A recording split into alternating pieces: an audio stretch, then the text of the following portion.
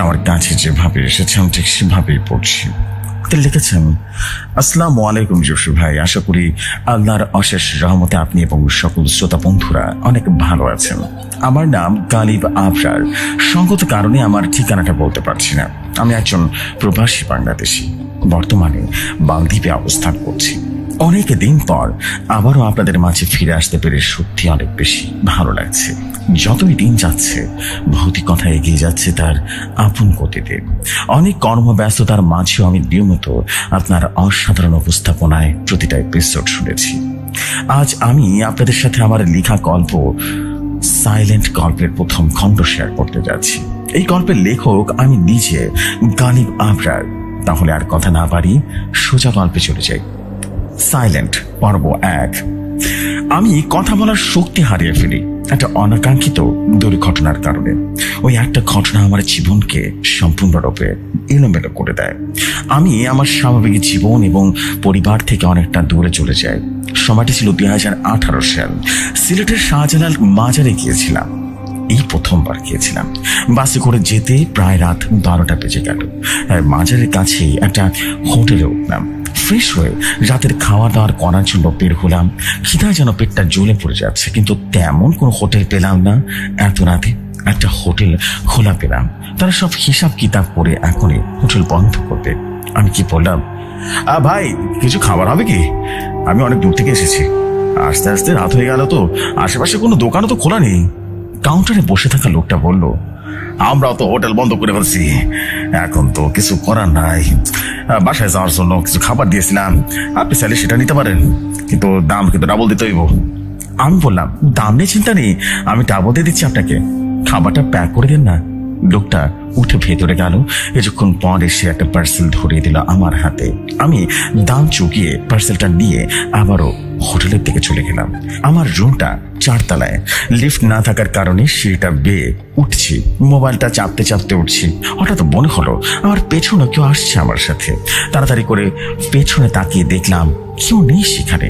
মনের ভুল ভেবে যখনই সামনের দিকে তাকিয়ে আবারও হাঁটা দিব, ঠিক তখনই সিঁড়ির ওপরে হন্তথন্ত হয়ে একটা পাগল টাইপের লোক যেন এসে বলল, খাবার দে, খাবার দে। আমি একটু ভয় পেয়ে অপ্রস্তুত হয়ে গেলাম। নিজেকে সামনে নিয়ে আবারও খেয়াল করলাম লোকটার চুল যেন বড় বড় জট বাঁধা, মনে হয় 20 বছরেও গোসল করা হয়নি। চেহারায় লোহার মতো ঝংকার ধরে গেছে এবং হাতে পায়ের নখগুলো যেন বড় বড় হয়ে বেঁকে গেছে। আর জামা কাপড়ের কোনো অবস্থান নাই বললাম। আমাকে এইভাবে তাকিয়ে থাকতে দেখে পাগল লোকটা মাথা চুলকাতে চুলকাতে বলল, খাবার দে, খাবার দে আমারে। আমি বললাম, আমি অনেক কষ্টে খাবার জোগাড় করেছি, আপনাকে দিয়ে দিলে আমি খাবো কি? পাগলটা শুধু একটা কথায় রিপিট করে যাচ্ছে বারবার, খাবার দে, খাবার দে, খাবার দে। আমি তাকে পাশে কাটিয়ে রীতিমতো যেতেও পারছি না, আবার সে সিটটা এমন ভাবে দাঁড়িয়ে আছে, আশেপাশে তাকিয়ে কাউকে দেখতে পাচ্ছি না। একটু রেগে গিয়ে তার দিকে খাবারটা পার্সেলটা এগিয়ে দিলাম। সে সাথে সাথে সেটা নিয়ে সেখানেই বসে খাওয়া দাওয়া শুরু করে দিল। আমি কিছু না বলে বিরক্তি নিয়ে কোনো রকম তাকে পাশ কাটিয়ে আবার সিঁড়িতেও উঠতে লাগলাম। সে দুটো কাশে দিল পেছন থেকে। আমি আবারও তাকালাম তার দিকে। সে তার ময়লা দাঁতগুলো বের করে অদ্ভুত একটা হাসি দিল। তারপর একটা আঙ্গুল মুখে দিয়ে মুখে চেপে বলল, সাইলেন্ট, সাইলেন্ট। আমি এবার যেন ভয় তাড়াতাড়ি করে সিঁড়ি পেয়ে উপরে উঠতে লাগলাম। কি মনে করে যেন আবারও পেছনে তাকালাম। এবার দেখি সেখানে কেউ নেই। আরে পাগলটা গেল কোথায়? এত অল্প সময়ের মধ্যে সেই কোথায় চলে গেল এখান থেকে? তাহলে কি সে অন্য কিছু ছিল? ভাবতে কেমন যেন গলাটা শুকিয়ে গেল। তাড়াতাড়ি করে রুমে এসে ঢক ঢক করে বোতল থেকে পানি খেয়ে নিলাম। ভয়ে আমার খিদেটা যেন একেবারে হাওয়া হয়ে গেছে। সিলেটে আসতে না আসতেই কি একরকম বিপদে পড়ে গেলাম। এসব ভাবতে ভাবতে কখন যে ঘুমিয়ে গেছি বলতে পারবো না। আমার নাম গালিব আবরার। আমার বাড়ি ফরিদপুর জেলার মধুখালী থানায়। অনার্স ফাইনাল ইয়ারে পরীক্ষা শেষ করে 2 বন্ধু সজীব এবং ইউসুফের সাথে সিলেটে ঘুরতে আসার প্ল্যান করেছিলাম, কিন্তু স্বাভাবিকভাবে এই হারামিগুলো হঠাৎ করে প্ল্যান ক্যান্সেল করে দেয়। সজীবকে তার গার্লফ্রেন্ড অনুমতি দেয়নি, আর ইউসুফকে নাকি ডায়রিয়ায় ধরেছে। আর আমি এমন একটা ছেলে যে কিনা অনেক বেশি জেদ্দি, যেটা বলবো সেটাই করে ফেলবো। বলেছিলাম সিলেটে আসবো, তাই একা হলেও চলে আসবো, আর এজন্যই একাই চলে এসেছি।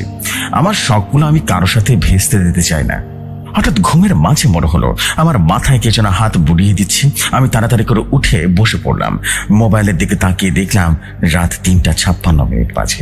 আমি চোখ ডলতে ডলতে আবারও শুয়ে পড়তে যাব, তখনই মোবাইলে টুংটাং করে মেসেজ আসার শব্দ হলো। আমি একটু হতভম্ব হয়ে গেলাম, কারণ আমার মোবাইল সবসময় সাইলেন্ট করে রাখি। মেসেজ বা কল আসলে শব্দ তো হওয়ার কথা নয়। আমি মোবাইলটা হাতে নিয়ে দেখলাম অচেনা একটা নাম্বার থেকে মেসেজ এসেছে। মোবাইল তো সাইলেন্ট করা, তাহলে শব্দটা হলো কি করে? ভাবতে ভাবতে মেসেজটা ওপেন করে দেখলাম সেখানে একটা শব্দ লেখা, সাইলেন্ট। আমি একটু ঘাবড়ে গিয়ে ফোনটা বন্ধ করে দিলাম। কি হচ্ছে এখানে? চোখে মুখে পানি দেওয়ার জন্য তাড়াতাড়ি করে উঠে ওয়াশরুমে চলে গেলাম। ভালো করে চোখে পানি দিলাম, তারপর আয়নার দিকে তাকিয়ে দেখলাম আমার কপালে একটা কালো দাগ। সেটাতে অনেক ঘষেও দাগটা উঠাতে পারলাম না। এই দাগ তো আগে ছিল না, তাহলে এটা কিভাবে এলো? কেমন যেন সবকিছু অদ্ভুত লাগছে। ওয়াশরুম থেকে বের হয়ে খাটে এসে আবারও শুয়ে পড়লাম। এদিকে আমরা দেখতে পাই গালিব ওয়াশরুম থেকে বের হওয়ার পর আয়নায় কিছু রক্তের ছিটা এসে পড়লো। সে রক্তের ছিটা দিয়ে কেউ আঙ্গুল দিয়ে লিখে দিল, সাইলেন্ট। চোখ লেগে এসেছে প্রায়। তখনই আবার মোবাইলের টুংটা সে মেসেজ আসলো। এবার আমি যেন আরো বেশি ভয় পেয়ে গেলাম। একটু আগে তো আমি মোবাইল বন্ধ করে দিয়েছিলাম, তাহলে মেসেজ আসলো কিভাবে?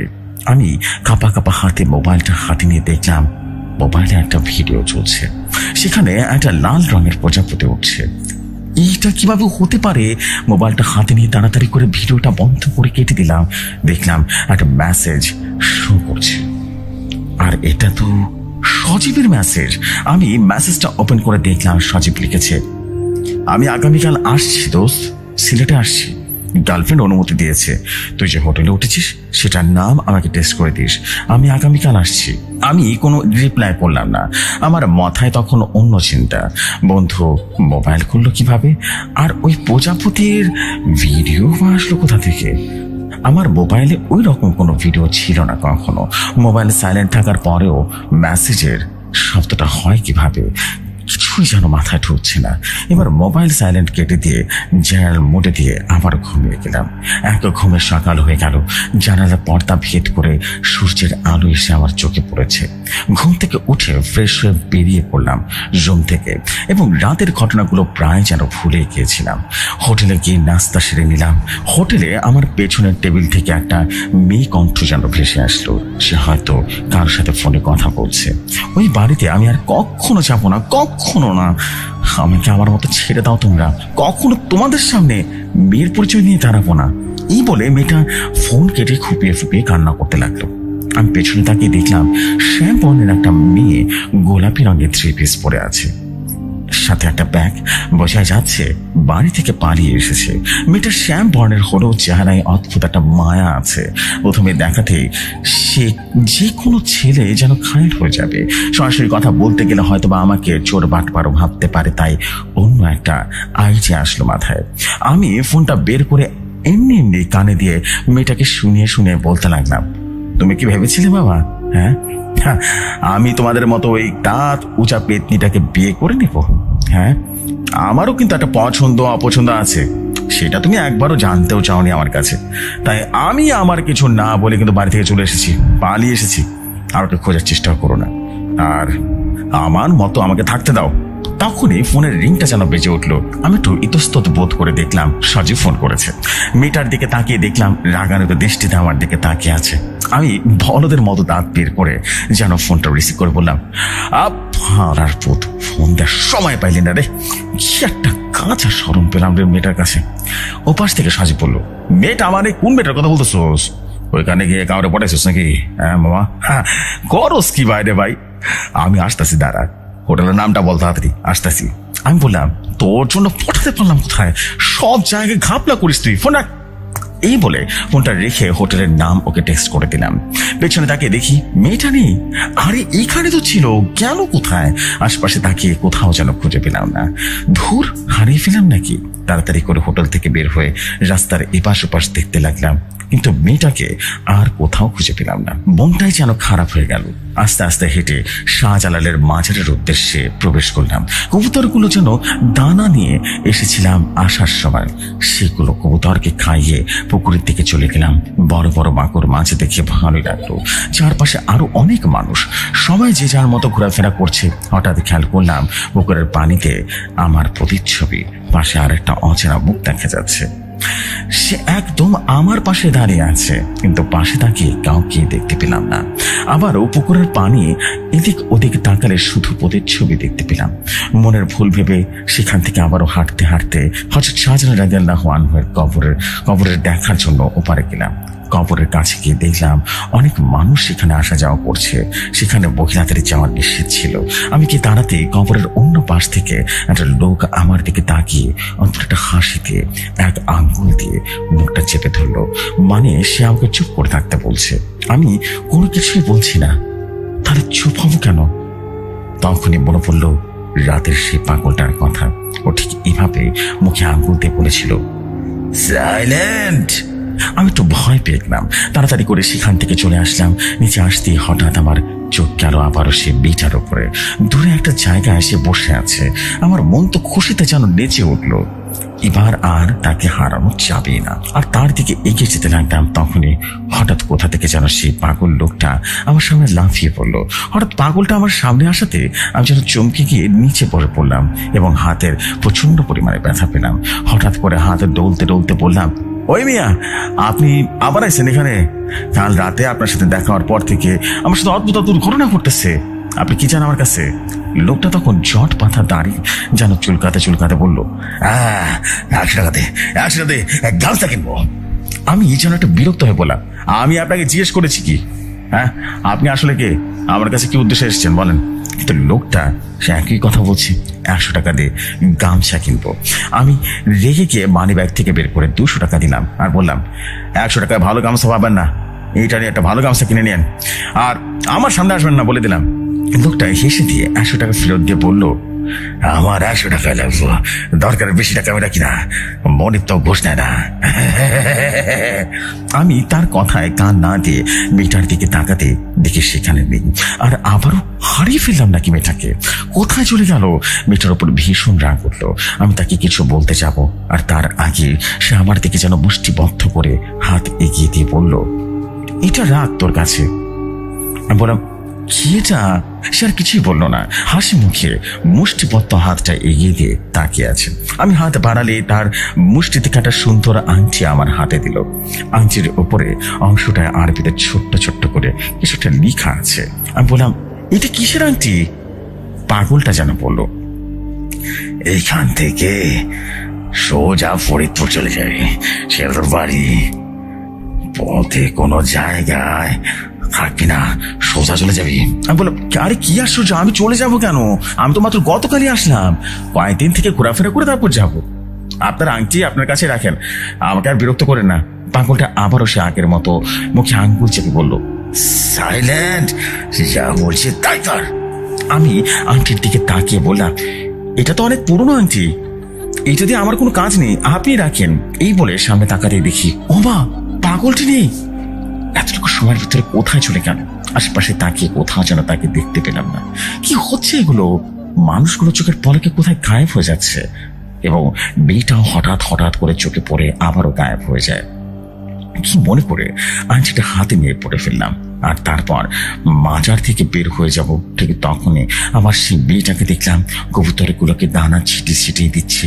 আমার মনে আবারও লাড্ডু ফুটলো মেয়েটাকে দেখে, মহারানী তাহলে এইখানে। আমি ধীরে ধীরে মেয়েটার পাশে এসে দাঁড়ালাম। কিভাবে শুরু করব ভাবছি। আমি বললাম, ইস, কবুতরগুলো কত ভাগ্যবান, এত সুন্দর হাতে খাবার খাচ্ছে। আফসোস আমি কেন যে কবুতর হলাম না। মেয়েটা আমার দিকে তাকিয়ে কেমন করে যেন তাকালো। আমি বুকে হাত দিয়ে বললাম, মা দেখো পাগলি, मैं तो पागल हो जाऊंगा ना। মেয়েটা কিছু না বলে সেদিক থেকে চলে যেতে লাগলো। আমিও তার পিছু নিলাম। এবার আর হারানো যাবে না তাকে। আমি পেছন থেকে তাকে জিজ্ঞেস করতে লাগলাম, হাই, আমি গালিব, আপনার নাম কি? মেয়েটা কোনো কথা না বলে হেঁটে চলেছে। আমি বললাম, আজ সকালে কি দাঁত ব্রাশ করেননি? কথা বলেন না কেন? এবার মেয়েটা আমার দিকে রাগান্বিত দৃষ্টিতে তাকিয়ে হাতের ইশারায় বলল, সমস্যা কি? আমি বললাম, আরে আপনার মুখে কথা বলছেন না কেন? সত্যি কি তাহলে আপনার দাঁত বাজেননি? সমস্যা নেই, আমি আপনার মুখের ঘ্রাণ সহ্য করে নেব, সমস্যা নেই, আপনি কথা বলতে পারেন। আর শুনেন, আমিও কিন্তু আগে আপনার মতো দাঁত ব্রাশ করতাম না। মানুষ আমার সাথে কথা বললে শুধু আমি মুখ খুললে বেহুশ হয়ে যেত। তারপর একদিন আপু আম্মা আমাকে ধরে হতো একেবারে হাড় পিক দিয়ে দাঁত ব্রাশ করে দিয়েছে। এরপর থেকে মুখে গন্ধ নেই। মিঠে এবার কোমরে হাত দিয়ে দাঁড়িয়ে কিছু বিরক্তি নিয়ে তাকিয়ে রইল। আমি তোতলিয়ে বললাম, না মানে হাড় পিক ছিল না, ওটা হুইল পাউডার ছিল আর কি। এবার মেয়েটা ইশারায় যেটা বললো সেটা আমি শোনার জন্য একদম প্রস্তুত ছিলাম না। মেয়েটা বললো, আমি কথা বলতে পারি না। আমি বললাম, আরে মজা করেন না, আমি আপনার কথা বলতে শুনেছি হোটেলে, আপনি কাউকে বলছিলেন আর কখনো বাড়ি ফিরতে চান না। বেটা এবার ইশারায় কিছু একটা বললো, কিন্তু আমি সেটা বুঝতে পারলাম না। আমি সব কথা কাটিয়ে বললাম, আচ্ছা সেসব বাদ দেন, আপনার নাম কি সেটা বলেন। মেয়েটা ইশারায় বলল, ওর নাম আফরিন। আমি বুঝতে পারলাম মেয়েটার নাম আফরিন, তবুও মজা করে বললাম, আবুল? এইটা আবার কেমন নাম? এটা তো ছেলেদের নাম শুনেছি।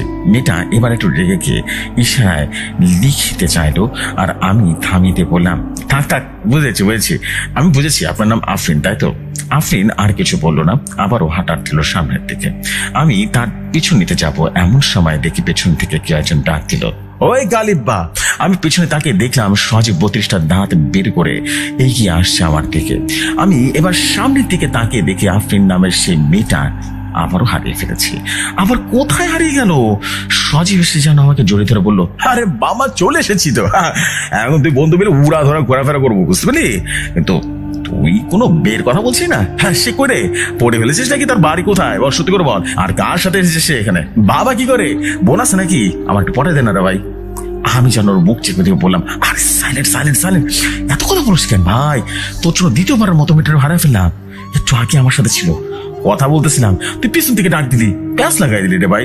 সজীব বললো, ধর কি যাতা বলতেছস, তুই তো একা একাই দাঁড়াইছিলি, বুঝলাম না, আমি তো কাউকে দেখতে পারলাম না তোর সামনে। আমি বললাম, তুই তো কানা, তুই দেখবি কেমনে? এখন চল হোটেলে চল, ফ্রেশ হয়ে বিকেলে বের হবনে, সমস্যা নেই। আমরা হোটেলে চলে আসলাম। পথে পুরোটা সময় আমার চোখ আফরিনকে খুঁজেছে। মেয়েটা মুহূর্তের মাঝে গায়েব হয়ে যায় কিভাবে বুঝি না। আমি স্পষ্ট মেয়েটাকে কথা বলতে শুনেছি, কিন্তু সে বললো সে নাকি কথাই বলতে পারে না, নিশ্চয় মজা করছে আমার সাথে। রুমে গিয়ে ফ্রেশ হয়ে দুই বন্ধু গল্প গুজব করছিলাম, তখন সজীবের চোখ পড়লো আমার হাতের আংটির দিকে। সজীব বলল, আংটিটা তো সুন্দর রে, কয় টাকা দিয়ে নিয়েছিস? হ্যাঁ। হঠাৎ আমার মনে পড়লো পাগলটা বলেছিল সোজা বাড়িতে চলে যেতে আমাকে, কিন্তু আমি তো খেলাম না, তাহলে কি আমার কোনো ক্ষতি হতে পারে? আমি সজীবকে সবকিছু খুলে বললাম প্রথম থেকে। সজীব সব শুনে আংটিটা ওর হাতে দিয়ে নেড়ে চেড়ে দেখে বলল, এখানে আরবিতে কিছু একটা লেখা আছে দেখ। আমি বললাম, হ্যাঁ সেটা আমিও দেখেছি, কিন্তু আমি তো আরবি পড়তে জানলেও এর অর্থ জানি না। সজীব বলল, আরে আমার বাপে তো হুজুর, তাই আমি এটা বুঝবো দাঁড়া, সমস্যা নেই। সজীব ভালোভাবে লেখাটা পড়লো এবং পরে বলল, এখানে লেখা আছে সমিতা, এর অর্থ হলো চুপ করো। আমি সজীবকে থামিয়ে দিয়ে বললাম, তার মানে ইংরেজিতে যাকে বলে সাইলেন্ট। আর এটাই তো বারবার দেখছি আমি, বাংলাটা সবসময় আমাকে সাইলেন্ট শব্দটা বলে। তাহলে এটা কোনো গোলক ধাঁধার মধ্যে পড়লাম নাকি রে বাবা? আংটিটা তো ফেলে দিই তাহলে। আমার মনে হয় আংটিটার সাথে কোনো একটা রহস্য লুকিয়ে আছে। আমি এসব ঝামেলা পড়তে চাই না রে বাবা। সজীবের হাত থেকে আংটিটা নিয়ে জানালা দিয়ে ফেলে দিলাম। সজীব বললো, কিছু না বুঝে আংটিটা ফেলে তার উচিত হয়নি রে ভাই। তারপরে বাদ দে তো, এখন আমি ঘুমাবো, রাতে সব ঝামেলা নিয়ে ঘুমাতে পারবো না রে ভাই। সজীব বললো, তাহলে তুই ঘুমা, আমি একটু দরজা দিয়ে ঘুরে আসি, ঠিক আছে? আর আসার সময় খাবার নিয়ে আসো পার্সেল করে, ঠিক আছে? আমি বল, ঠিক আছে যা, তাড়াতাড়ি আসিস কিন্তু। সজীব বললো, ঠিক আছে মানে টাকা দে, টাকা ছাড়া আনবো কিভাবে? আমি বললাম, তুই টাকা পয়সা আনিস নাকি? সেটা আসলি কিভাবে? বাস ভাড়া কই পাইলি? সজীব বললো, আরে মানিব্যাগ পাশে ফেলে এসছি, পকেটে 50 টাকা আছে, সেটা দিয়ে তো আর সিলেট আসা যাবে না রে ভাই। তাই 50 টাকা দিয়ে একটা চকলেটের ডিব্বা কিনে ট্রেতে করে বিক্রি করতে করতে চলে আসছি। 6 টাকা লাভ হয়েছে। সিলেট এসে পড়ছি বিনা টিকিটে, বুঝতে পারলি? আমি হাসতে হাসতে বললাম, তুই একটা জিনিস রে বাবা। তারপর সজীবের হাতে একটা কিছু টাকা দিয়ে দিলাম, ও চলে গেল হাসতে হাসতে। আমি শুয়ে শুয়ে আফরিনের নামে মেয়েটার কথা ভাবছিলাম, কত মায়াবী ওর চেহারা, চলে গেছিল বাতাসে উড়ি, তখন যেন অশ্বরাও হার বানবে ওর কাছে। আবার ওকে দেখা হবে ওর সাথে, কোথায় চলে গেল, পাবো কিভাবে তাকে? পাগলটা আমার মাথার কাছে বসে আছে। আমি চোখ খুলে তার দিকে একই দৃষ্টিতে তাকিয়ে আছি। সে বলল, আংটিটা কেন ফেলে দিলি তুই? তোকে না বলছিলাম সোজা বাসায় চলে যেতে। আমি কিছু বলতে যাবো, সে তখন এমন মুখটা চেপে ধরে বলল, সাইলেন্ট। আমি খেয়াল করলাম একটা কালো ছায়া যেন রুমের এক কোণে দাঁড়িয়ে আছে। আমি হাতের ইশারায় ওই ছায়াটার দিকে তাকালে পাগলটা বলল, সে তার আংটি নিতে এসেছে, তুই যেটা ফেলে দিয়েছিস এখন কোথা থেকে দিবি তুই বল? আমি কথা বলার চেষ্টা করেও যেন কথা বলতে পারছিলাম না। মনে হচ্ছে আমার গলায় কিছু একটা আটকে গেছে, আমার কথা আর বের হচ্ছে না। হঠাৎ কালো ছায়াটা ধীরে ধীরে আমার কাছে এগিয়ে আসলো। আমি যেন ছটফট করছিলাম, মুখ দিয়ে কোনো শব্দ বের হচ্ছে না, শুধু গোঙানির মতো আওয়াজ করতে লাগলাম। পাগলটা চুপচাপ আছে, মুখে অদ্ভুত একটা হাসি নিয়ে। ছায়াটা এসে ঠিক আমার বুকের উপরে চেপে বসলো, তারপর আমার গলা চেপে কর্কশ কণ্ঠে বলল, আমার আংটি ফেরত দে। আমি দম নিতে পারছিলাম না। মনে হচ্ছিল যেন বুকের ওপরটা যেন ভারী একটা পাথরের চাপা দিয়ে রেখা হয়েছে। আমার বিশ্বাস যখন প্রায় বন্ধ হয়ে আসছে তখন সে আমার গলাটা ছেড়ে দিল, তারপরে ধীরে ধীরে অদৃশ্য হয়ে গেল। আমার পুরো শরীরটা যেন একদম হালকা হয়ে গেল। পাগলটা এখন সে অদ্ভুত রহস্যময় হাসি নিয়ে তাকিয়ে আছে। হঠাৎ পাগলটা যে আঙ্গুলে আংটিটা পড়েছিলাম সেই আঙ্গুলটা ধরে কামড় দিতে লাগলো। আমার আঙ্গুল থেকে রীতিমতো ফিনকি দিয়ে রক্ত বের হতে লাগলো। আমি ব্যথায় যেন কাতরাতে লাগলাম। পাগলটা হাসতে হাসতে উঠে সে জানালা দিয়ে লাফিয়ে পড়লো, যেটা দিয়ে আমি আংটিটা ফেলে দিয়েছিলাম। আমি আঙ্গুলটা চেপে ধরে ব্যথায় জোরে চিৎকার দিলাম। ধরফর করে ঘুম থেকে উঠে বসলাম, মানে নিজের চিৎকারের নিজের আওয়াজই যেন ভুলে গিয়েছি। তার মানে এটা একটা স্বপ্ন ছিল। তাড়াতাড়ি হাতের দিকে তাকিয়ে দেখলাম সত্যি আমার আঙ্গুল থেকে রক্ত পড়ছে। আর সবচেয়ে ভয়াবহ ব্যাপার হলো যখন দেখলাম আংটিটা আমার আঙ্গুলে। এইটা কিভাবে সম্ভব? আংটিটা আমি নিজে হাতে ফেলে দিয়েছিলাম। আর স্বপ্ন কিভাবে বাস্তব হতে পারে? আমার মাথা যেন খারাপ হয়ে যাচ্ছে। কেন এমনটা হচ্ছে আমার সাথে? এই পাগলটা কি চায় আমার কাছে? আংটিটা খুলে টেবিলের উপরে রেখে চলে গেলাম ওয়াশরুমে। শাওয়ার ছেড়ে ফ্লোরে বসে পড়লাম। মাথায় পানি পড়ছে। আমি ভাবছি একে একে কি হচ্ছে বুঝতে পারলাম না, কি করব আমি এখানে। তবে আমি বুঝতে পারছিলাম আমি চাইলেও এই জিনিসগুলো আমার পিছনে ছাড়বে না। আমি এখান থেকে পালিয়ে গেলেও আমি এখানে ফিরে আসবো। তবে একটা বোঝার চেষ্টা করা যেতে পারে সজীব আসলে ওকে সাথে করে নিয়ে তাড়াতাড়ি সিলেট থেকে চলে যাব। দেখি এইগুলো কি শুধু এখানে সীমাবদ্ধ থাকে নাকি আমার লাইফের সাথে জড়িয়ে গেছে। গোসল করে বের হয়ে জামা কাপড় প্যাক করে বসে আছে সজীব আসার অপেক্ষায়। হঠাৎ দরজায় টোকা পড়লো। আমি তাড়াতাড়ি গিয়ে দরজা খুললে বের হতে যাব। এখানে আর এক মুহূর্ত নয়, এখনই চলে যেতে হবে আমাকে। তখনই দেখলাম সজীবের সাথে দরজায় দাঁড়িয়ে আছে সে আফরিন নামের মেয়েটা। আমি তো রীতিমতো হা হা করে তাকিয়ে রইলাম। সজীবকে কোথায় পেল? আমি কিছু বলার আগে মেয়েটা বলল, যেভাবে হা করে আছেন মুখে জিভ পাতা টাইটানিক চলে যাবে, বুঝতে পারছেন? আপনি টেরও পাবেন না। আমি হা বন্ধ করে বললাম, আপনি এখানে কিভাবে? আর আপনি না কথা বলতে পারেন না, তাহলে এখন দেখি কথা বলছেন। তাহলে তাহলে কি তখন মজা করছিলেন? সজীব বলল, তুই এই মেয়েটাকে চিনিস কিভাবে? হ্যাঁ। আমি সজীবকে টান দিয়ে কানের দিকে রীতিমতো নিয়ে গিয়ে বললাম, সেটা তো সীমিতা, যার কথা তোকে বলেছিলাম। তুই ওকে কোথায় পেলি রে? সজীব বলল, আরে দরজায় গিয়ে দেখলাম মেয়েটা বসে বসে কান্না করছে। আমি ভাবছিলাম হয়তো বা আল্লাহর কাছে কোনো দোয়া করছে কেঁদে কেঁদে। পরে জিজ্ঞেস করে বুঝলাম সে নাকি বাড়ি থেকে পালিয়েছে, এসেছে বয়ফ্রেন্ডের সাথে। বয়ফ্রেন্ড নাকি সব টাকা পয়সা গহনা নিয়ে ফুটুস। তাই মায়া হলো মেয়েটার জন্য।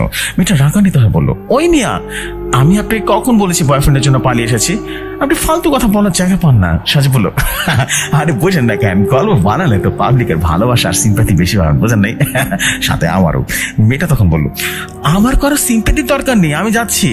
এই বলে মেয়েটা চলে যেতে লাগলে আমি তাকে ডাক দিলাম, আফরিন দাঁড়ান। মেয়েটা যেন থমকে দাঁড়িয়ে আমার দিকে অবাক দৃষ্টিতে তাকে বললো, এই নাম আপনি কিভাবে জানেন? আমি বললাম, কি আশ্চর্য, এটা তো আপনার নাম। আপনি তো নিজে এই নামটা বলেছিলেন সকালবেলা মাজারে দেখা হয়েছিল না তখন। আরে বলেছিলেন আপনি এই কথাই বলতে পারেন না, ইশারায় সাইন ল্যাঙ্গুয়েজের কথা বলছিলেন। মেয়েটা যেন আরো বেশি অবাক হয়ে গেল আর বলল, আমি আপনার সাথে কখন কথা বললাম?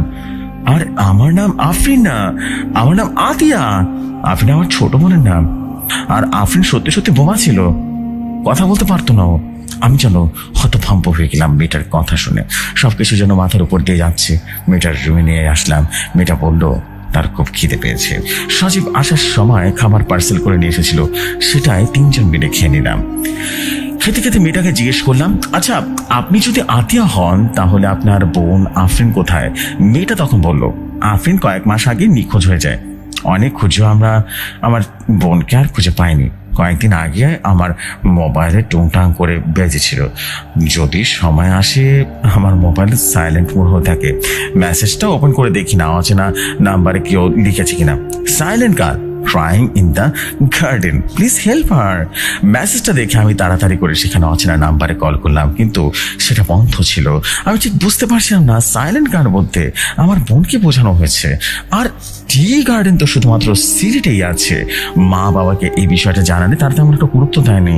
তারা ভেবেছে হয়তো বা কেউ মজা করছে, এই মজা করে এই মেসেজটা পাঠিয়েছে। কিন্তু আমার মন মানছিল না। আমার মনে হচ্ছিল আফরিন হয়তো বা সিলেটেই আছে আর বিপদ হচ্ছে। আর তাই বাড়ির কাউকে না জানিয়ে আমি সিলেটে চলে এসেছি বোনের খোঁজে। মেয়েটার কথা শুনে আমি যেন ফোন বের করে সে সাইলেন্টে লেখা মেসেজটা দেখিয়ে বললাম, আমার মোবাইলে এমন একটা মেসেজ এসেছিল গতকাল রাত। আপনার মতো আমার মোবাইলও সাইলেন্ট মোড ছিল, তবুও মেসেজের শব্দ এসেছে। এমনকি ফোনটা বন্ধ করে রাখার পরেও কল এসেছে। দেখেন তো এই নাম্বার থেকে আপনার ফোন এসেছে কিনা। মেয়েটা ফোন নাম্বারটা দেখে বললো, হ্যাঁ এইটাই তো সেই নাম্বার। কিন্তু আমি এখনো বুঝতে পারছি না আপনি কিভাবে আফরিনের নাম জানলেন। আপনার কথা অনুযায়ী আমার সাথে মজা করছিলেন, মজা করে কথা বলছিলেন। আমি আপনাকে বলেছিলাম আমার নাম আফরিন, তাহলে আমার কিছু মনে নেই কেন? কেন মনে নেই? সজীব তখন বলল, আমি একটা কথা বলি, বিশ্বাস করলে করবি, না হলে নাই। আমার মনে হয় আফরিন মারা গেছে আর আফরিনের আত্মা এই আতিয়ার শরীরে প্রবেশ করেছে।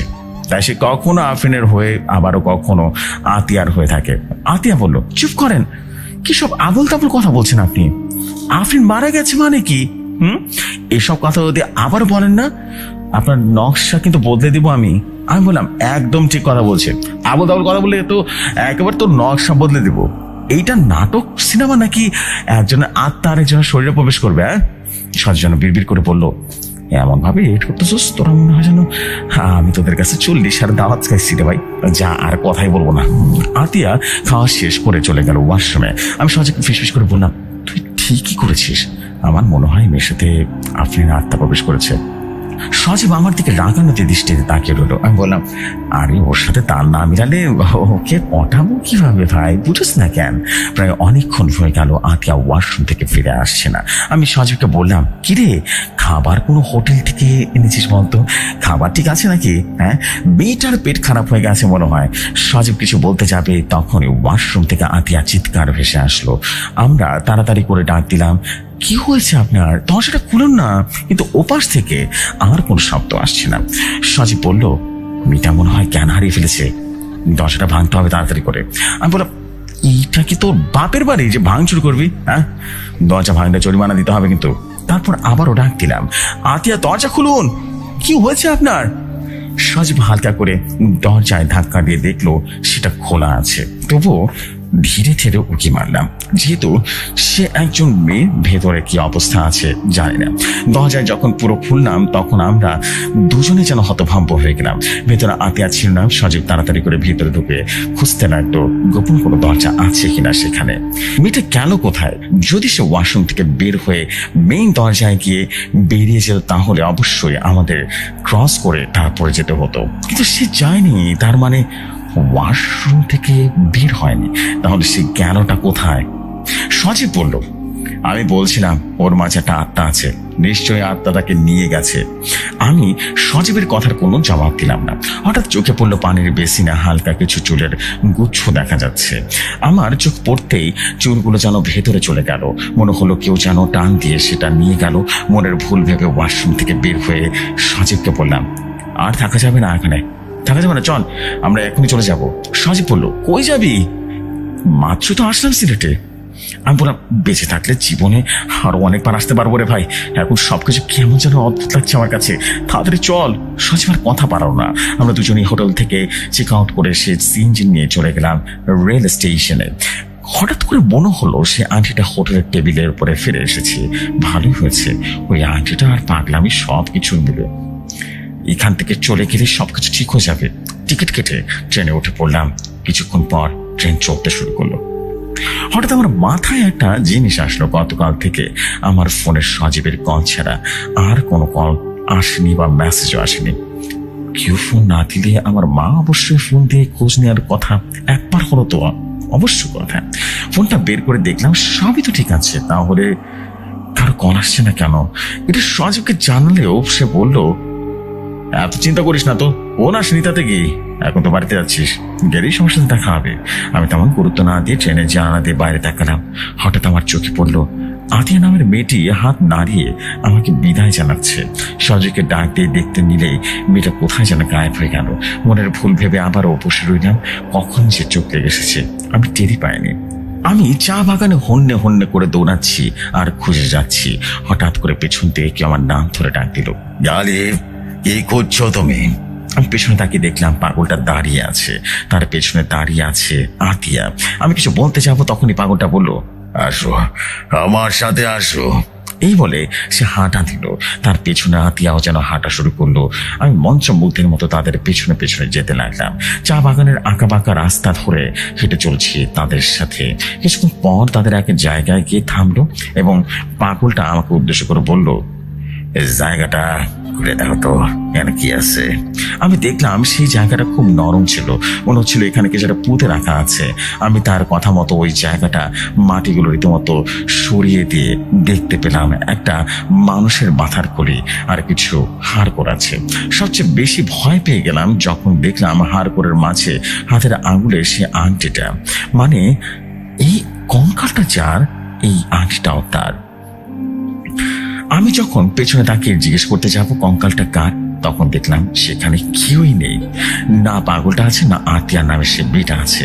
হঠাৎ কঙ্কালের হাতটা যেন আমার গলাটা চেপে ধরলো। আমি যেন ভয় পেয়ে গেলাম, নিজেকে ছাড়িয়ে সেখানে দৌড়াতে লাগলাম। কিসের সাথে যেন উষ্টাকিয়ে পড়ে গেলাম। আমার ঘুম ভেঙে যেন লাফতে উঠলাম। এটা কেমন স্বপ্ন? কঙ্কালটা কার ছিল? আমি সাজেককে ডাক দিতেই চারদিকে যেন চোখে পড়লো। আরে, আমি তো ট্রেনে নেই। আমি আবারও সেই হোটেলে চলে এসেছি। এটা কিভাবে সম্ভব? দেখলাম আংটিটা আমার আঙ্গুলে রয়েছে। রুমে কেমন যেন একটা নীল আলো জ্বলছে। আমি তো ট্রেনেই ছিলাম, তাহলে হোটেলে আসলাম কিভাবে? সজীব কোথায়? আমি যেন ভয় কাঁপা কাঁপা গলায় বললাম, সজীব, কই তুই? হঠাৎ ওয়াশরুম থেকে পানি পড়ার শব্দ হলো। কেউ মনে হয় হাত মুখ ধুচ্ছে। ভাবলাম হয়তো বা সজীব ওয়াশরুমে আছে। আমি তাড়াতাড়ি গিয়ে ওয়াশরুমের দরজায় টোকা দিয়ে বললাম, সজীব, তুই কি ভিতরে? ওয়াশরুম থেকে কোনো জবাব এলো না। আমি আবারও ডাক দিতে যাব, তখন ওয়াশরুমের দরজাটা খুলে বেরিয়ে এলো আতিয়া নামের মেয়েটা। আরে, আপনি আসলেন কখন? কোথা থেকে? সজীব কোথায়? আমি তো ট্রেনে ছিলাম, তাহলে এখানে আসলাম কিভাবে? আতিয়া আর কোনো কথা না বলে ট্যাপ ট্যাপ করে তাকিয়ে রইল আমার দিকে। আমি আবারও বললাম, আতিয়া, আপনি কি আমার কথা শুনতে পাচ্ছেন না? মেয়েটা এবার বেশ অবাক হয়ে চোখ বড় বড় করে ইশারায় বলল, আমি আতিয়া না, আমি আফরিন। মাঝারে আপনার সাথে আমার দেখা হয়েছিল। আমি এবার আরো কনফিউজড হয়ে গেলাম। এই মেয়ে দুরকম কথা বলছে, আমাকে কি পাগল বানিয়ে যাবে নাকি? আমি রেখে বললাম, কি শুরু করেছেন আপনারা? একবার বলছেন আপনি আতিয়া, আবার বলছেন আপনি আরফিন, মানে বুঝলাম না। একবার কথা বলেছেন আর একবার বোবা হওয়ার অভিনয় করছেন, কি সমস্যা বলেন তো? মেয়েটা হাতের ইশারায় ওয়াশরুমের ভিতরে কিছু একটা দেখালো, আমাকে দেখালো। আমি উঁকি মেরে দেখলাম একটা কালো ছায়া দাঁড়িয়ে আছে। আমি তাকাতেই খুব দ্রুত সেটা আয়নার মাঝে ঢুকে গেল। আমি ভয় পেয়ে গেলাম। এটা কি ছিল? বেটার হাসি মুখে ইশারায় বলল, আমি ছিলাম এটা। আমি কিছু বুঝে ওঠার আগে মেয়েটা আমার গলাটা চেপে ভয়ঙ্কর একটা রূপ নিয়ে বলল, তুই কি ভেবেছিস এখান থেকে চলে গেলে তো মুক্তি পাবি? হয়তো আমার ঘুম ভেঙে গেল। আমি ধরফর করে উঠে দেখলাম আমি ট্রেনেই বসে আছি। ট্রেন চলছে, পাশে সজীব ঘুমাচ্ছে। তার মানের স্বপ্নের মাঝে আমার ঘুম ভেঙেছিল, যেখানে আমি নিজেকে সেই হোটেল রুমে দেখতে পাই। কিন্তু যখনই আমার চোখ নিজের হাতে দিয়ে পড়লো, তখনই আমার সব ভুলটা ভেঙে গেল। আংটিটা আমার আঙ্গুলে আংটিটা দেখে যেন চমকে গেলাম আমি।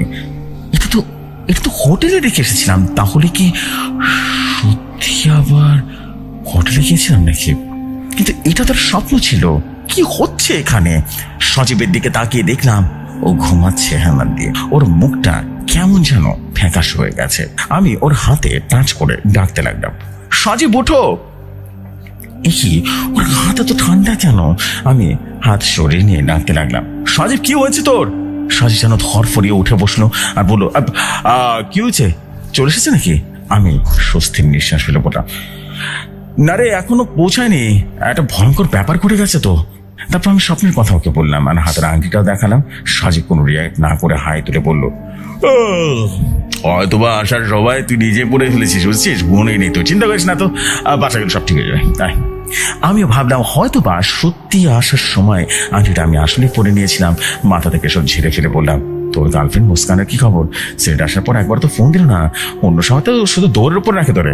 হ্যাঁ, সজীব বলল, আমি ফোন বন্ধ করে রাখছি, ফোন দিলে শুধু কান্নাকাটি করে রে ভাই, ভাল লাগে না ওর কান্না শুনলে, আমার ভাল লাগে না, বুঝতে পারছো? রিকোয়েস্ট রাখবি। আমি বললাম, কি রিকোয়েস্ট বল না।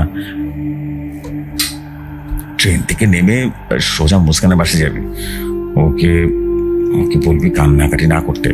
আমি বললে শুনবে না, তুই বুঝে বলিস, বুঝছস? আমি বললাম, আচ্ছা সেটা নয়, আমি বলবো, সমস্যা নেই, কিন্তু মুস্কান কান্নাকাটি করতেছে কেন? করো নাকি? তুই নিশ্চয়ই ওর সাথে খারাপ ব্যবহার করছিস, তাই না? হ্যাঁ, আর তোর হাতে এত ঠান্ডা কেন ভাই? ফ্রিজ থেকে বের হয়ে আসছিস না কেটে, সত্যি করে বলতো। সজীব একটা মুচকে হাসি দিল এবং বলল, স্বপ্ন ইউরোপ গেছিলাম ঘুরতে, বরফের মাঝে খেলাধুলা করে আসছি, তাই ঠান্ডা হয়ে গেছে হাত পা। আমি হেসে দিয়ে বললাম, বাসায় খাট থাকতে তুই বরফের মাঝে খেলা করস, তাই না? হ্যাঁ। সজীব বলল, ধুর বেটা, মজা করছিস না, আই হেট ইউর মাইন্ড। আচ্ছা আমি টয়লেট থেকে আসছি, বেশিক্ষণ বসে থাকলে আবার ঠান্ডায় জমে যাবো। এই বলে সজীব উঠে চলে গেল। একটু দূর এগিয়ে গিয়ে দেখি অদ্ভুত একটা হাসি দিয়ে বলল, সাইলেন্ট। আমি বললাম, তুইও মজা নেওয়া শুরু করছিস। আর কিছু না বলেও চলে গেল। আমি খেয়াল করলাম ট্রেনের বাকি যাত্রীরা কেমন করে যেন আমার দিকে তাকিয়ে আছে, মনে হচ্ছে আমি এলিয়ান।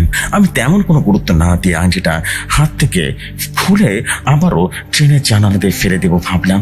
আর আংটি যতই সমস্যার মূল, আংটিটা ফেলে দিতে যাবো ঠিক তখনই দেখলাম রেল লাইনের অন্য পাশে আরেকটা ট্রেন খুব খারাপ অবস্থায় পড়ে আছে।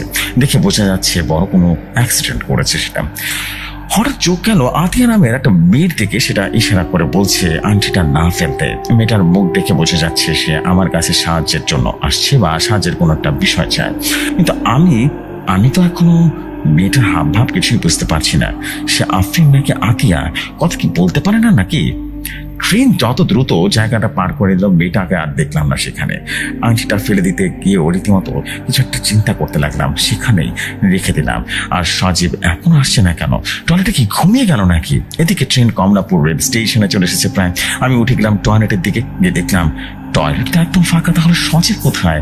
আশেপাশে সব জায়গা খুঁজেও দেখলাম কোথাও নেই সজীব। সারা আবার চকলেট বিক্রি করতে গেল নাকি? ট্রেন এসে থামবে স্টেশনে, সজীবকে আর কোথাও খুঁজে পেলাম না।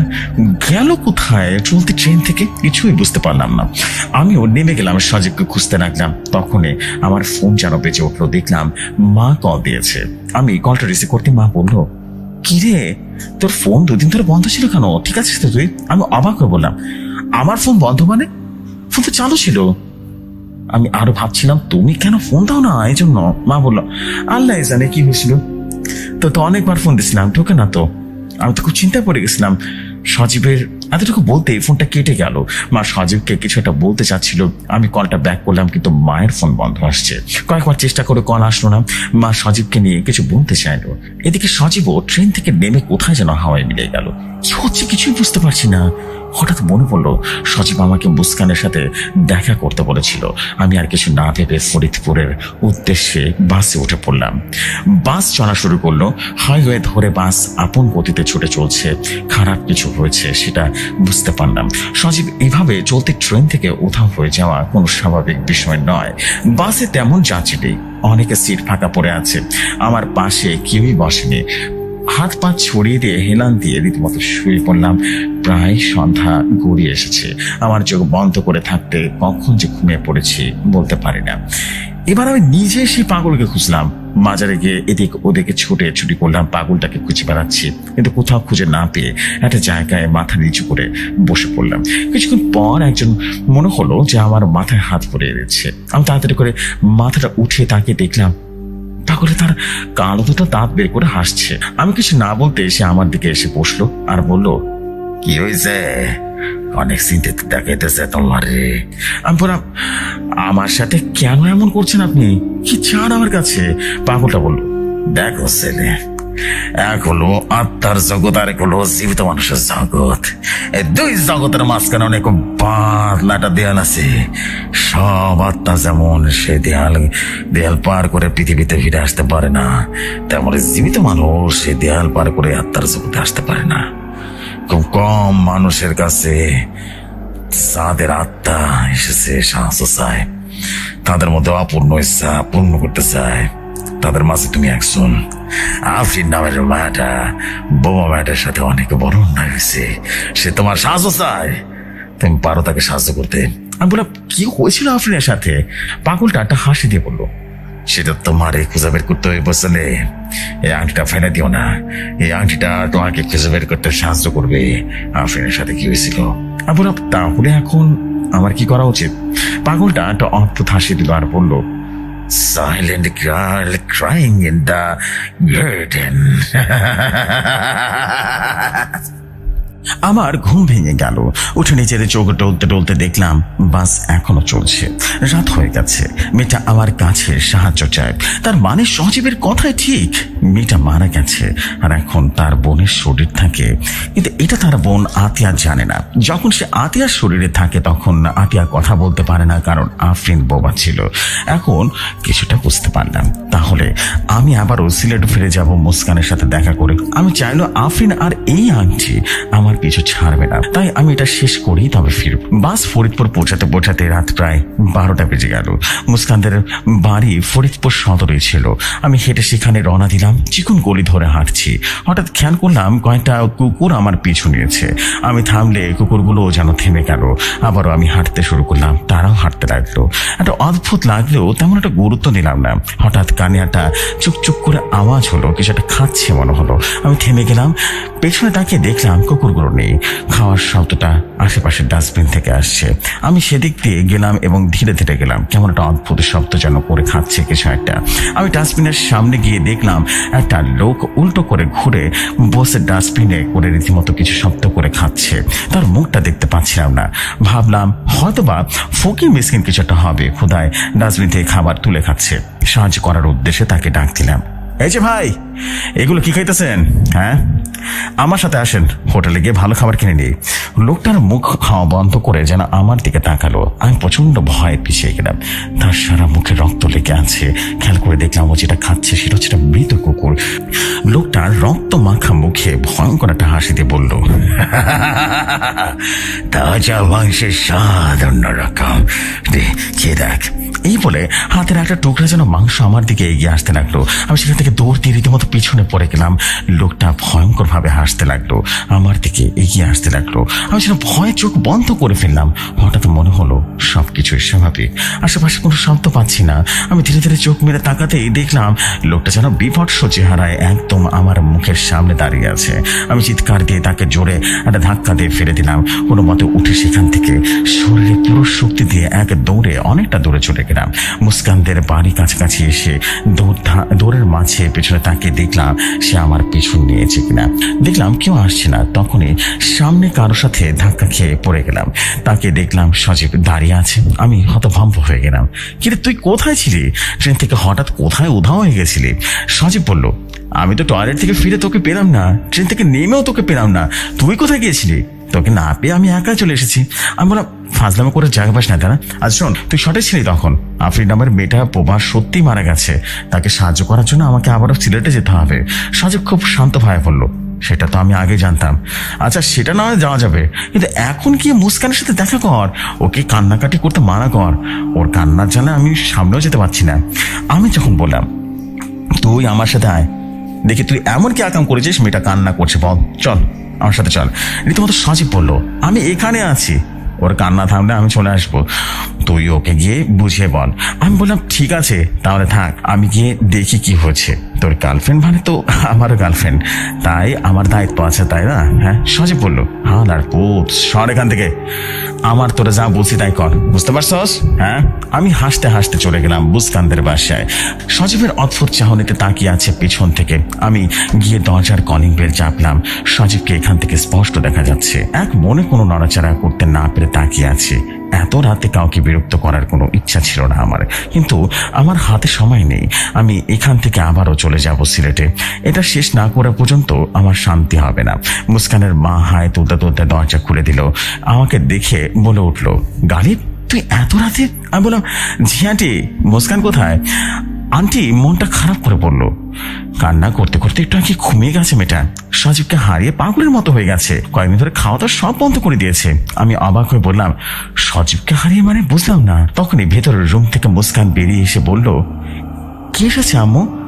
আমাকে দেখে কান্নায় ভেঙে পড়লো মুস্কান আর বলল, সজীব আমাদের সবাইকে ছেড়ে চলে গেছে, আর আপনি তার বন্ধু এখন আসছেন? দুদিনের বন্ধুর খোঁজও তো নেননি। আমি যেন কিছুই বুঝতে পারছি না। মুস্কান এসব কি বলছে? সজীব কোথায়? আমি বললাম, কি বলছো? সজীবের আবার কি হয়েছে? আন্টি বলল, সত্যি তুমি কিছু জানো না গালিব? আমি বললাম, কি জানবো আমি, বুঝতে পারলাম না। আন্টি বলল, দুদিন আগে সজীব যে ট্রেন দুর্ঘটনায় মারা গেছে সেটা তুমি জানো না? আমি যেন আকাশ থেকে পড়লাম। আমি তোতা তোতা কণ্ঠে বললাম, সজীব মারা গেছে মানে? কি বলছেন আন্টি? মুস্কান তোমাদের মারা ঠিক আছে তো নাকি? মানে মাথা খারাপ হয়ে গেছে নাকি? বুঝলাম না তো। ওই তো সজীব দাঁড়িয়ে আছে। এই বলে বাইরে তাকাতে দেখলাম সেখানে কেউ নেই। কেউ নেই মানে সবকিছু খালি। আমি যেন হতভম্বের মতো, পাথরের মতো সজীবের মৃত্যুর কথা শুনে তাকিয়ে থাকলাম। এটা কিভাবে হতে পারে? সজীব একটু আগেই তোমার সাথে ছিল। মাথাটা চক্কর দিয়ে উঠলো। আমি দরজার সামনে তাকিয়ে রীতিমতো বসে পড়লাম। আন্টি আর মুস্কান মিলে আমাকে সোফায় নিয়ে বসালো, পানি এনে দিল। পানি খাওয়ার পর কিছুটা শান্ত হয়ে বসলাম আর বললাম, কিভাবে কিভাবে হলো এটা? মুস্কান তখন বলল, আপনার সাথে সিলেটে না যেতে পারে সজীবের মন অনেক খারাপ ছিল ভাইয়া, তাই ওকে বলেছিলাম সিলেটে যেতে, যাতে ওর মনটা ভালো হয়। বিশ্বাস করেন ভাইয়া, ও এত খুশি হয়েছিল যে আমি আগে কখনো এত খুশি ওকে দেখিনি। সজীব চলে যাওয়ার পর আমি ওকে বারবার ফোন দিয়ে জিজ্ঞেস করেছিলাম পৌঁছেছে কিনা।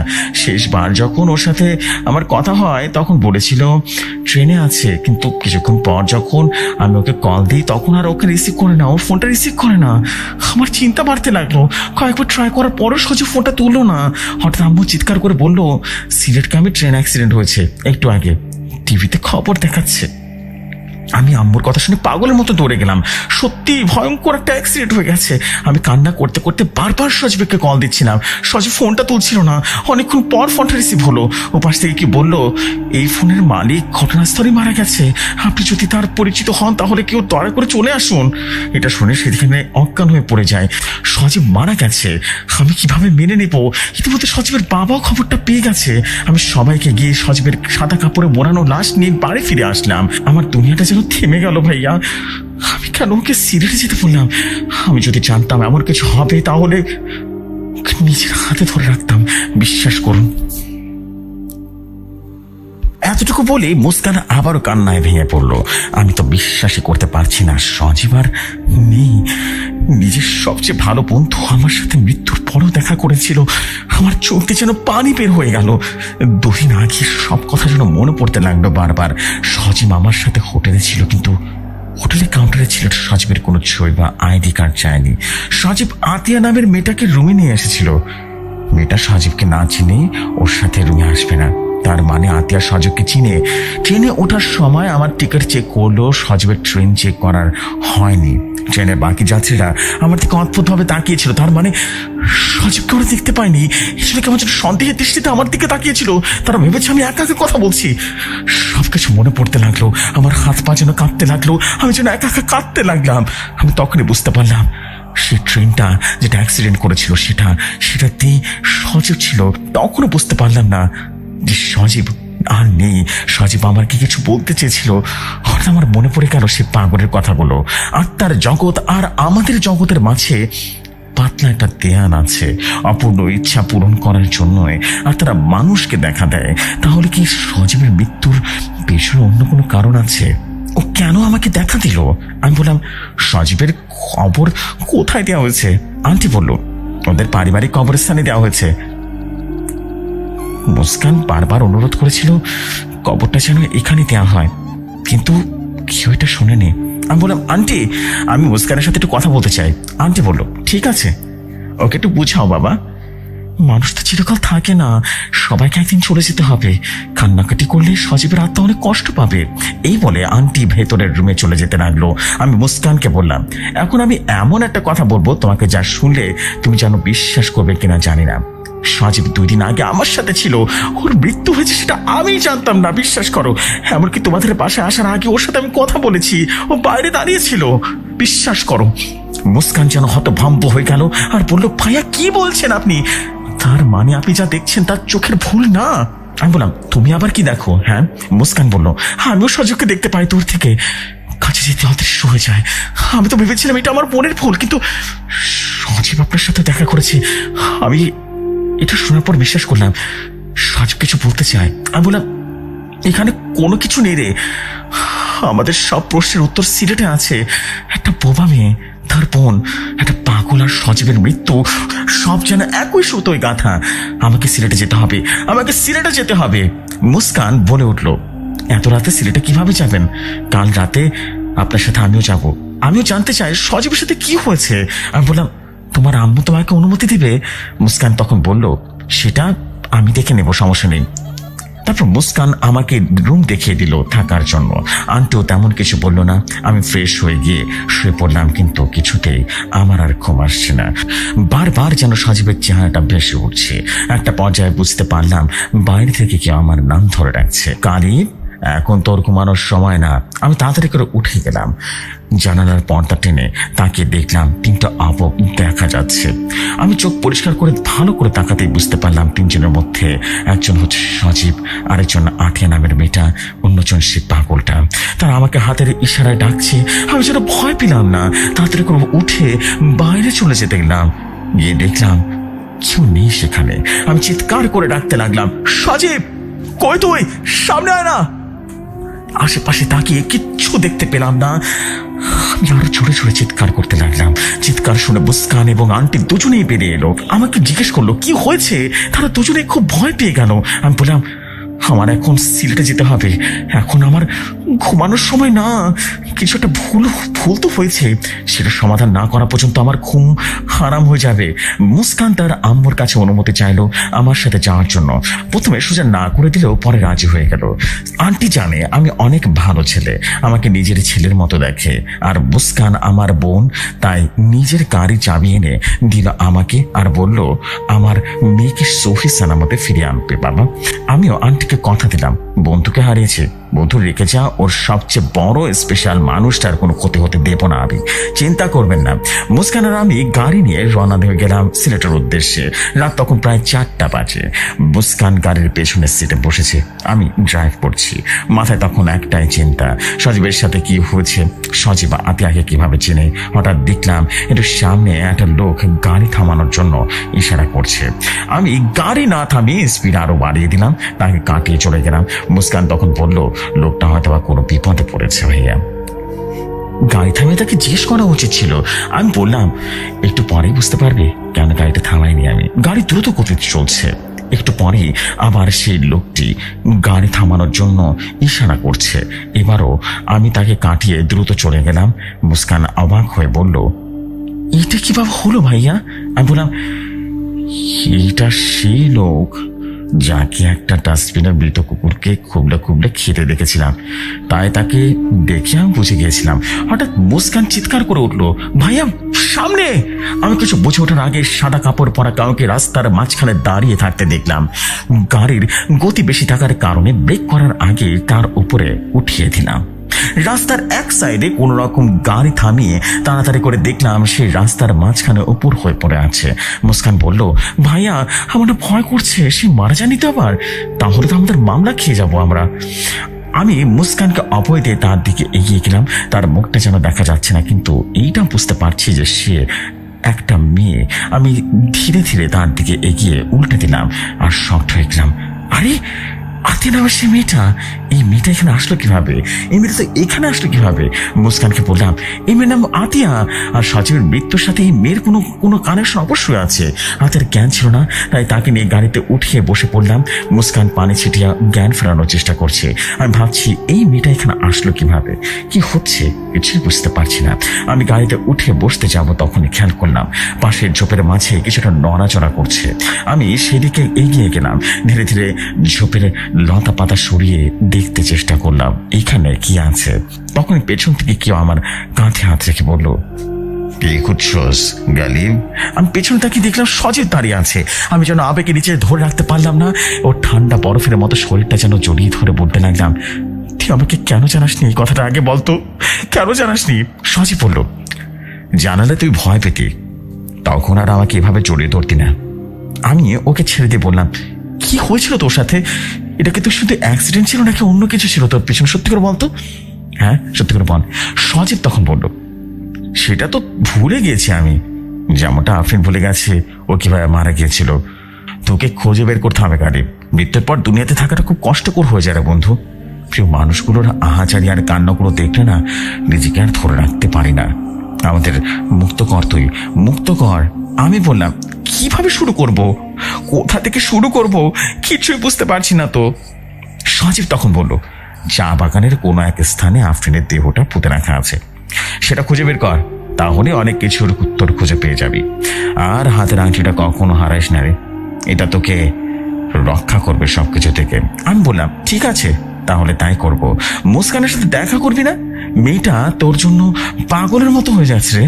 সজীব হালকা একটা হাসি দিয়ে বলল, মায়া জিনিসটা খুব অদ্ভুত তাই না?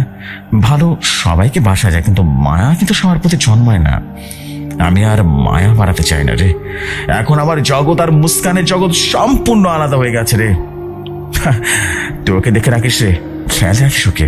আমি বললাম, ঠিক আছে বন্ধু, আমি এটা শেষ না করে ঘরে ফিরবো না, তোকে কথা দিচ্ছি। আমি খুঁজে বের করবো তোদের মৃত্যুর রহস্য। এখন থাকতে হবে, যাওয়া যাক। সজীব বলল, তাহলে সিলেট দেখা হচ্ছে। আমি তোদের সাথে সবসময় ছাড়বো থাকবো। রাতে একে আমি এখানে নিয়ে এসেছি, বেটার দিকে খেয়াল রাখিস। ওর বোনের মৃত্যুর রহস্য কেউ ঘিরে রেখেছে। এই বলে সজীব আস্তে আস্তে হেঁটে চলে গেল। একটু দূরে গিয়ে কোথায় যেন হাওয়ায় মিলে গেল। আমি তাড়াতাড়ি গাড়িতে ফিরে এলাম, দেখলাম এখনো আতিয়ার জ্ঞান ফিরেনি। মুস্কান মন মরা হয়ে বলল, সজীব এসেছিল তাই না ভাইয়া? আমি কি বলবো যেন বুঝে উঠতে পারছিলাম না। আমি তন্ত করে বললাম, হ্যাঁ, সজীব তোমাকে কাঁদতে বারণ করেছে, তুমি কাঁদলে ওর অনেক কষ্ট হবে, এর জন্যই তোমার সামনে আসে না। মুস্কান চোখের পানি যেন মুছে মুছে বলল, আমি আর কাঁদবো না ভাইয়া, ওকে বলবেন শেষবারের জন্য যেন আমার সাথে একটু দেখা করে কথা বলে। আমি আর কিছু বললাম না, চুপচাপ গাড়ি চালাতে লাগলাম। সিলেটে পৌঁছাতে পৌঁছাতে সকাল 9টা বেজে গেল। পথে আতিয়ার জ্ঞান ফিরেছে। উঠে অনেক বেশি অবাক হয়েছিল যখন শুনেছে সজীব মারা গেছে। সেটা বিশ্বাসই করতে পারছিল না, কারণ সজীব আমাদের সামনে এমন ভাবে ছিল যেন আমরা বুঝতেই পারিনি মারা গেছে। স্বপ্নের পাগলটা আমাকে চা বাগানের একটা কবরের মতো কিছুটা দেখিয়েছিল, যেখানে একটা মাথার খুলি আর হাড় করছিল। তার মানে আফরিনকে সেখানে পুঁতে রাখা হয়েছিল। কিন্তু সিলেটে তো চা বাগান অনেকগুলো, আমি সেটা খুঁজবো কোথায়? সবকিছু আমার সাথে মাজার থেকে শুরু হয়েছিল, তাই এটা মাজারের আশেপাশে কোনো চা বাগানে হবে। আমার জানা মতে সিলেট ক্রিকেট স্টেডিয়ামের সাথে অনেক বড় একটা চা বাগান আছে। আমার মন বলছে সেখানে গেলে কিছু না কিছু পাবে, তাই গাড়ি নিয়ে চলে গেলাম সোজা ক্রিকেট স্টেডিয়ামের কাছে। গাড়ি থেকে চা বাগানে প্রবেশ করলাম। 3 জন একসাথে প্রবেশ করলাম। আতিয়া এবং মুস্কানকে বলে দিলাম মাটির কোনো স্তূপ দেখলেই যেন আমাকে জানায়। খুঁজতে খুঁজতে অনেকটা পথ পেরিয়ে গেলাম, কিন্তু তেমন কিছু পেলাম না। ক্লান্ত হয়ে 3 জনই একটা জায়গায় বসে পড়লাম। আশেপাশে আরো অনেক পর্যটক ঘোরাঘুরি করছিল নিজেদের মতো করে। হঠাৎ আমার আঙ্গুল থাকা আংটিটা গরম হতে শুরু করলো। আমি সেটা খুলতে চাইলেও যেন খুলতে পারছি না, মনে হলো আঙ্গুলের সাথে একদম আটকে রয়েছে। আতিয়া এই প্রথম আংটিটা দিকে খেয়াল করলো আর বলল, এটা তো আমার বোন আফরিনের আংটি, আপনার কাছে কিভাবে এলো? তো জেফরি ভাই, এই ছিল আমার লেখা সাইলেন্ট গল্পের প্রথম পার্ট। অনেক ধন্যবাদ আপনার অসাধারণ উপস্থাপনায় আমার গল্পগুলো শেয়ার করার জন্য। ইনশাআল্লাহ আগামী সপ্তাহে এই গল্পের দ্বিতীয় এবং শেষ খণ্ড শেয়ার করব। এই গল্পটি মূলত 3 চ্যাপ্টারে শেষ হবে। সাইলেন্ট, শিকার এবং কালো রক্ত, এই 3টা চ্যাপ্টার হবে এই গল্পের। সবাই প্রস্তুত থাকুন এই 3টা চ্যাপ্টারে উপভোগ করার জন্য। জেনে খুশি হবেন এখানে রিশফা হৃদিকা গল্পের রেফারেন্সও থাকবে। পর্যায়ক্রমে শেয়ার করবো গল্পগুলো। সেই পর্যন্ত ভালো থাকবেন, সুস্থ থাকবেন। ভৌতিক কথা আরো অনেকে দীর্ঘজীবী হোক।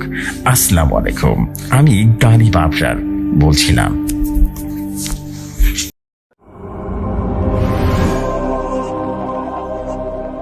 এমন সব ভৌতিক ঘটনা শুনতে ভৌতিক কথায় সাবস্ক্রাইব করে পাশের বেল বাটনটি প্রেস করে দিন। আর আমাদের কাছে ঘটনা পাঠাতে চাইলে ইমেল করতে পারেন bhautikstories@gmail.com অথবা 01400930111 এই হোয়াটসঅ্যাপে।